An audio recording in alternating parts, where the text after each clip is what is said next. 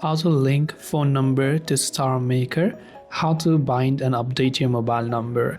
Hey everyone, welcome to the channel. Today I'm about to show you how you can bind and update your mobile number on the StarMaker app.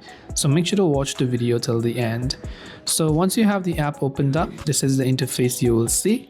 Tap on the Me icon, which is located at the bottom right corner of the screen, and from the top right hand side, tap on the settings icon, which is the gear icon. When you come over here, you'll find an option called account security. Select account security, and under two-step verification you can see we have three options: a security question, a Facebook, and then email. So fortunately or unfortunately, there isn't an option, or StarMaker does not give us an option to bind our mobile number. The maximum that we can do is we can choose to bind an email address, so that if we are ever locked out of our account, we can use this email address to restore our account. Hopefully in the future, StarMaker might give us an update on how we can use a mobile number, but until then, stay subscribed. Thanks for watching and see you soon in the next video.